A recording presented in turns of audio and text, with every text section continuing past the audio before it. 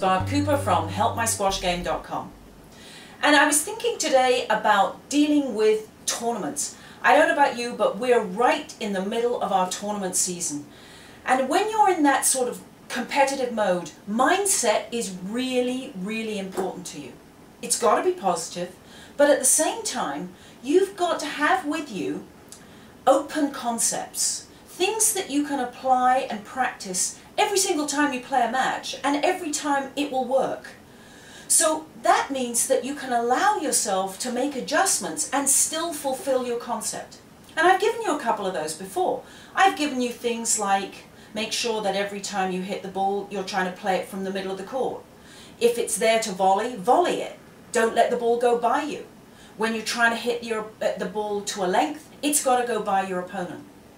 So I'm going to give you a tip today that I really hope you use. And when I watch people play squash, this is one of the tips that they really don't use.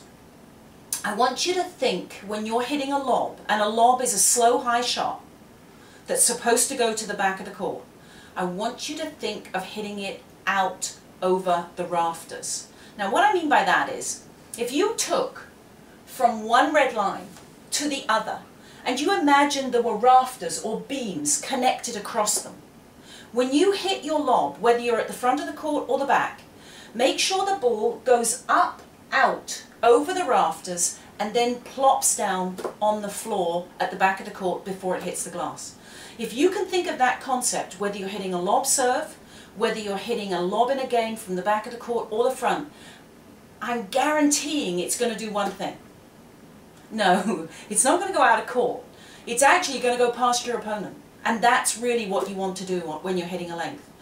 So I hope that helps. Now, let's start talking about training. Training for squash has a lot of fundamentals. You've got to have a good aerobic base, which means you've got to be able to maintain running for a period of time.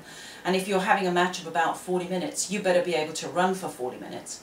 But you also need core strength. Core strength is one of the biggest keys in squash, because you're going to be using your core when you're hitting every single ball. So it needs to be really strong.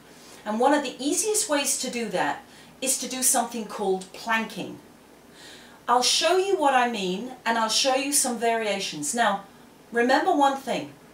I am not recommending that you do this without seeing a trainer, without seeing a doctor, if you have any sort of back issues, stomach issues, anything like that. But if you choose to do planking, this is one thing that can definitely help your game. This is planking. What you're trying to do is make sure that your core is solid, you've got a solid base, and you're making sure that every body muscle is active. When you've got the idea of planking like this, you might want to plank this way. Again, same thing, you might start here. If you feel weaker, this is actually a stronger way to start, and then you can come back up again. If you feel really strong, you can turn it onto one side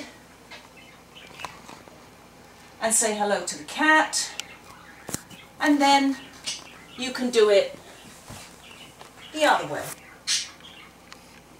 What you're trying to do is build up your strength and your core so that you can maintain this for maybe 30 seconds and up. But remember, if you've got back problems, if you've got core problems, don't do this until you've seen a doctor, okay? Or a physiotherapist or a personal trainer. Going back to your mindset, and you know I'm always talking to you about reading stuff. I don't care who you are, if you're not reading stuff or making sure that you're putting in positive stuff, positive information into your head on a daily basis, but you're listening to the news is, as far as I'm concerned, the most depressing thing you can ever hear. It's all about people being shot and murdered and whatever. So here's a book that I think you would really get a kick out of. It's called It's Not Luck. And it's written by a guy called Eliyahu M. Goldratt. He actually was the author of The Goal. This is about goal setting, and it's about preparation. Really, really interesting read, and it might help you build a long-term plan of what you're going to do on the squash court in terms of your training. Because if you start preparing, you know what they say, spectacular results only come from unspectacular preparation. So this preparation everybody kind of pretends doesn't happen. But honestly, anybody who's ever achieved anything, I believe, has done an awful lot of preparation behind the scenes. So there's a great read for you.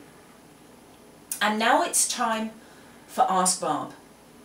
And one of the questions that came through, which I thought was really relevant to today's show, was how do I prepare myself before a tournament?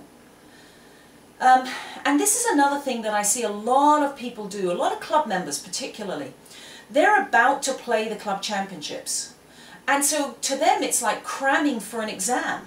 The problem is you can't go into a tournament tired. Honestly, your best bet 2 days before an event is to make sure that you are really relaxed and fresh. That means I'm not suggesting you go and play a hard match 2 days before your match, your first tournament match. It's absolutely crazy. You're going to play maybe 5 matches, 1 Friday, 2 Saturday, 2 Sunday if you're going to win the final. And to play an extra match 2 days before is just going to take more out of you. So here's my preparation tips. A couple of days before, I would make sure that you practice, but lots of skill stuff, lots of rapid fire stuff, but without any sort of running. Do lots of technical work. Feel good on the court, feel good about the way you're striking. Practice your volleys, practice your drops. But again, no real running. And then the day before, make sure that you have a good stretch, a good relax. Make sure that you've eaten enough. And then on the first match on your Friday night, once you've finished it, remember what you've got to do. You've got 15 minutes to take protein and complex carbohydrate. 85% complex carbohydrate, 15% protein. And then after that, all you're going to do is stretch before each match. The other thing I would do is enjoy the anticipation. Honestly, this is going to be fun. So you're going to compete, and that's why you're there. So enjoy the nervousness, feel good about it, and then just say to yourself, right, I'm ready for my competition. If you don't feel nervous, trust me, you're not up for the match. So there's my thoughts for the day. Hope you enjoyed it. Hope you enjoy your squash. Go out and compete really well in the tournaments. And this is Barb Cooper from helpyoursquashgame.com, signing off. See you next show.